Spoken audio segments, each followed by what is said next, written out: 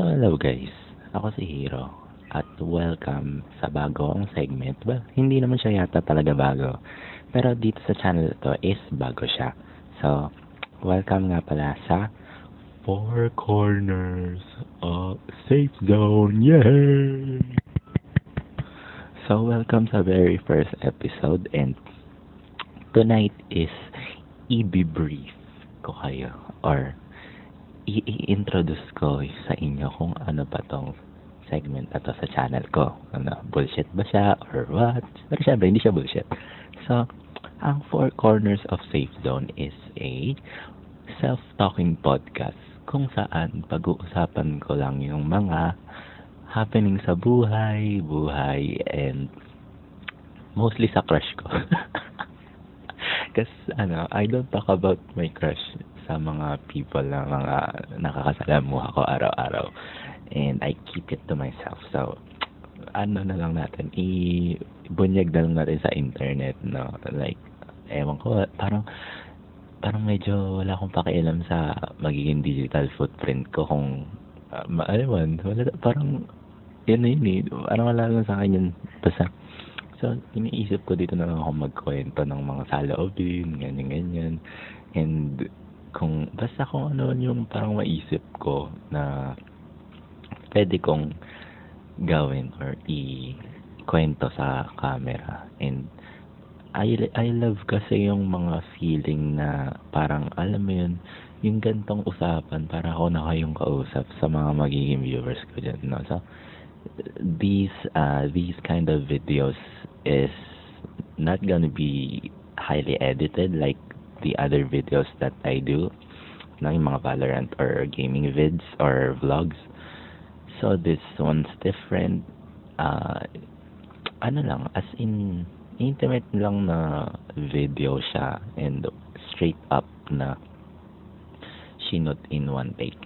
So yung parang vibe niya is magiging saan ko ba siya kinuha, yung parang magiging aesthetic ng videos or nitong podcast na to is nakuha ko siya dati nung mga sinaunang panahon. Hindi naman sinauna, basta yung mga siguro mga 2010s to 2016-ish na era. So, nakuha ko yung hindi, ang layo na pala nun. Mali. Lang siya, 2012 to 2015 yata, ganyan. So, nakuha ko yung parang aesthetic or theme ng Four Corners of Safe Zone is dun sa mga Midnight Diaries ng One Direction, no? Ewan ko kung may mga viewers ba dito na nanonood dati nun or so super fan ng One Direction dati. So, meron silang tinatawag na video diaries, no? Midnight Diaries, yun pala. So, ano ba yan? Yung attention span ko naman, kung saan napupunta. Yung ikakwento ko. Yung Midnight Diaries kasi, ayun yung dating pangalan ng Four Corners nung di ko pa in-overthink. So, yun. Pero yun, yung video diaries is sa One Direction. Yung, kung naaalala nyo sa mga 1D fans dyan, yun yung parang kinakwento lang nila kung ano nangyari sa araw nila nung araw na yun. Kasi bilang artist, ganun. Nandun lang sila sa hagdan, silang 5, nagkakwentuhan, no? Nagkakwentuhan and may camera na low quality. And, ayun, dun ko talaga nakuha yung parang idea ng overall theme ng channel ko, hindi lang sa video na to na Four Corners. Yung, dun ko nakuha yung theme ng mga magiging videos ko, and overall theme ng channel is maging siya, low quality pero highly edited yung mga ibang vids except dito.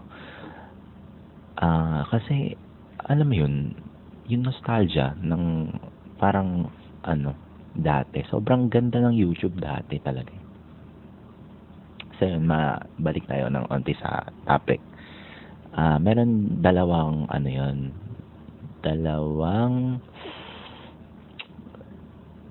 tawag doon, may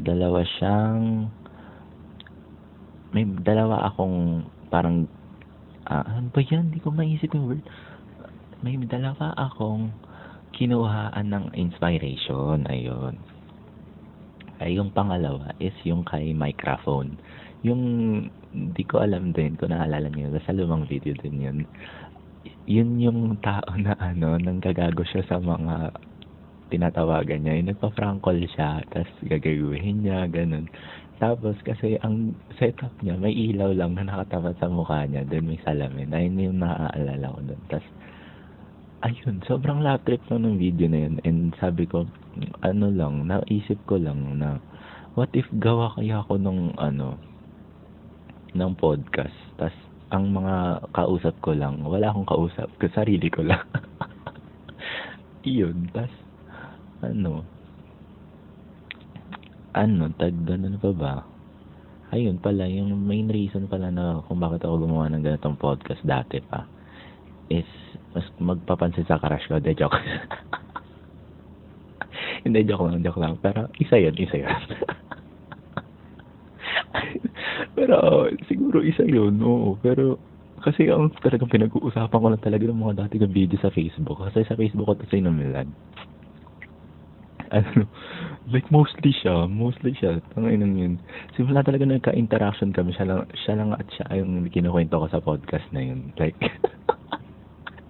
baliw yan. Pero yun.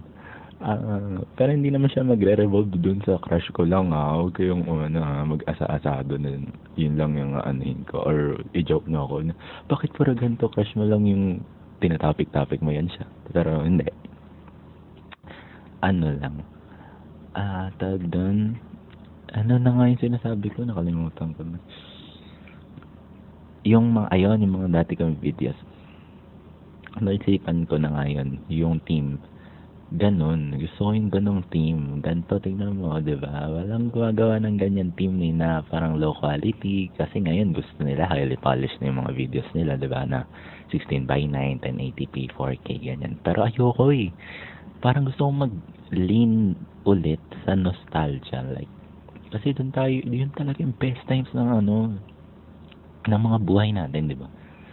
So yun, doon nabuo yung four corners sa mga ideas na yun na pumasok sa isip ko. So, kung yung video man na to is sumikat or yung segment na to is sumikat sa channel, feel free din na mag-share ng mga thoughts kung nakaka-relate kayo sa mga topic na mapapag-usapan natin dito, di ba?